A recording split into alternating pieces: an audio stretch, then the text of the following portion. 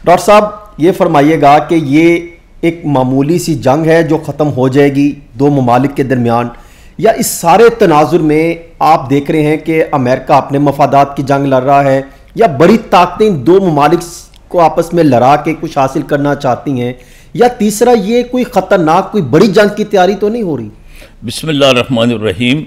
देखिए कि सूरत हाल बज़ाहिर इंतहाई तशवीशनाक महसूस होती है, और अगर थोड़ा सा आप चंद रोज़ ही माजी करीब में जाएं तो ये था कि हर चीज़ स्मूथली आगे बढ़ रही थी, और इस तरह से कि ईरान और अमेरिका के दरमियान मुज़ाकरात हो रहे थे, और मुज़ाकरात ये थे कि यूरेनियम की अफजूदगी के बारे में कि ईरान इतनी उसकी एनरिचमेंट न करे कि जिससे वो एटम बम बना सके। तो इस पर 5 अदबार हो चुके थे। छठा जो है ये अभी इसको संडे को यानी 15 जून को छठा जो है वो मस्कत में होने जा रहा था, और उसके बाद अचानक इसका इसराइल का इसमें कूद पड़ना वो बहुत ही यानी एक तरह से जरा फरमाए ना डॉक्टर साहब कि इसराइल का मकासद क्या है? इसराइल के बज़ाहिर मकासद तो ये हैं कि वो जो है अरब दुनिया में पहले उसने गज़ा पर हमला किया, इससे पहले वो इराक और इससे शाम और लुबनान वहाँ पर जो है वो तबाही मचा चुका है। तो उसका पहला बज़ाहिर मकसद तो ये था कि ईरान को एटमी कुव्वत बनने से रोका जाए। बज़ाहिर इसका जो है वो यानी मकसद ये था, लेकिन वो मकसद तो पीसफुली हासिल होने जा रहा था, और उसमें दोनों फरीक आगे बढ़ रहे थे, और उसमें अमेरिका और ईरान बड़े अच्छे तरीके से उनके मुज़ाकरात चल रहे थे। लेकिन उसमें ये असल में जो असल मकसद है इसका इसराइल का, वो ग्रेटर इसराइल है, वो जो पहले से नारा लगा के बैठे, जो पहले से नारा लगाया हुआ है, और ये उनका मजहबी कॉन्सेप्ट है। और ग्रेटर इसराइल से मुराद ये है हसन साहब कि वो यानी नील से लेकर फुरात तक, यानी ये मुराद यह है कि उसमें मिस्र के भी बहुत से इलाके शामिल होंगे, उसमें इराक भी होगा, उसमें शाम भी होगा, उसमें उर्दून भी होगा, ये सारे ग्रेटर इसराइल के। और फिर जो है वो अल्लाह माफ़ करे कि वो उसकी जो यानी जो ख्वाहिशात हैं इसराइल की, वो एक तरफ वो सऊदी अरब के बॉर्डर तक जाना चाहता है, दूसरी तरफ से तुर्की के बॉर्डर तक जाना चाहता है। तो ये ग्रेटर जो है ना, यानी 3 मकासद हैं से निकाती, यानी वो एक मकसद तो ये था कि फौरी तौर पर जो है वो उसको रोका जाए एटमी कुव्वत बनने से। दूसरा मकसद उसका यह था कि ग्रेटर इसराइल की राह हमवार की जाए, हर कोई जो है वो खौफजदा हो जाए, डर के मारे सहम जाए, खामोश हो जाए, और फिर हमें मनमानी करने की समझिए कि ये एक उसका हमारा रास्ता हमवार हो जाए। और तीसरा मकसद उसका ये था कि हम जो है वो इसको सारी अरब दुनिया को एक तरह से वो बिल्कुल एक हॉरिबल सिचुएशन का शिकार कर। डॉक्टर साहब आप जिस फरमा रहे हैं कि अभी वहाँ पे मुज़ाकरात हो रहे थे तो मामला ये चल निकला, अमेरिका का रवैया तब्दील हुआ जब ये इब्तिदा हुई, इसराइल ने ईरान पर अटैक किया तो उसने तो लाताल्लुकी का इजहार किया, और फिर बाद में उनका बयान आया डोनाल्ड ट्रंप का कि हम चाह रहे हैं कि वो मुज़ाकरात मुआहदे की तरफ आएँ, इनको आखिरी मौका दिया जाता है। इनडायरेक्टली डायरेक्टली उनको बिल्कुल बताया कि आप ये करें, और उसके बाद फिर ईरान भी सामने आया। तो अमेरिका का रवैया क्या है? अमेरिका का रवैया बिल्कुल जो है वो उसका डबल रूप है, और ये देखें कि कितना ना कोई उसकी आप अखलाकी तौजी कर सकते हैं अमेरिका के रवैये की, ना कोई कानूनी तौजी कर सकते हैं, ना कोई स्ट्रेटेजिक जो है उसकी तौजी कर सकते हैं, क्योंकि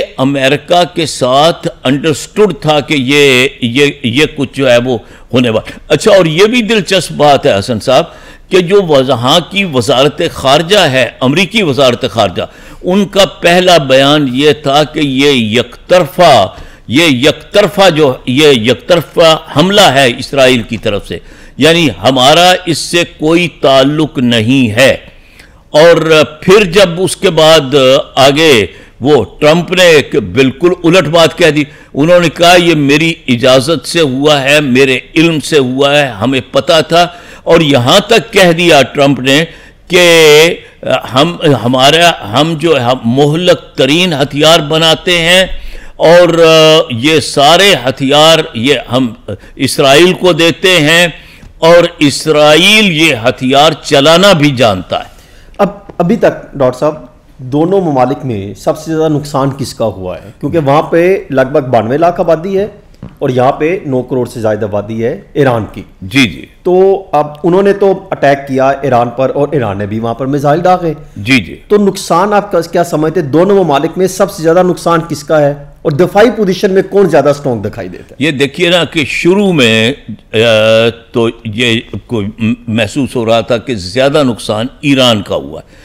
तो अब अभी 1 घंटा पहले तक की जो लेटेस्ट खबरें थी उन खबरों के मुताबिक ये है कि ईरान में 220 शहादतें हो चुकी हैं, जिनमें से 70 खवातीन और बच्चे हैं।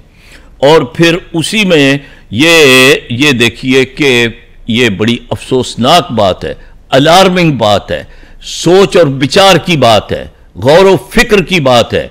और वो ये है कि 15 साइंसदान, पहले 9 थे, फिर कल के शामिल करके 15 साइंसदान इसमें ईरान के शहीद हुए हैं।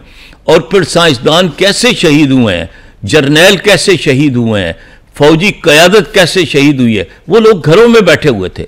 और सारी कार्रवाई का मेजर हिस्सा ईरान के अंदर से हुआ, यानी मुसाद। इस पे तो हम आते हैं जी, इस पे अलग से करते हैं, बड़ा आपने इंपॉर्टेंट पॉइंट छोड़ा है।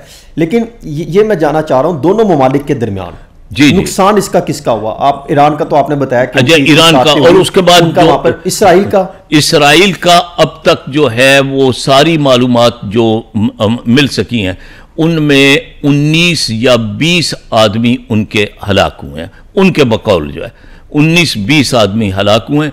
और उसके बाद कई अहम तनसीबात पर भी जो है और कई इमारतें वो भी खंडरात में तब्दील हो गई हैं।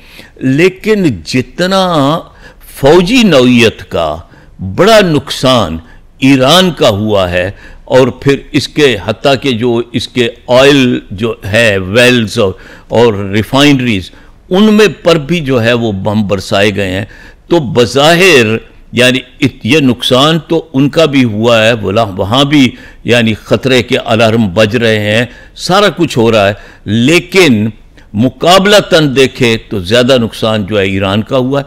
लेकिन ईरान अब वो ज़्यादा शिद्दत से रिटेलिएट कर रहा है। तो क्या ईरान मशरिक़ वुस्ता में अमेरिका की जो अहम तनसीबात या उनके कोई मकामात हैं तो उनको भी टारगेट कर सकता है उन तहम तनसीबात? नहीं हसन साहब, मेरा ख्याल है कि बिल्कुल नहीं करेगा ईरान, क्योंकि ये एक क्योंकि इस तरह का बयान तो सामने आया था। अच्छा नहीं, वो शायद बयान की हद तक है।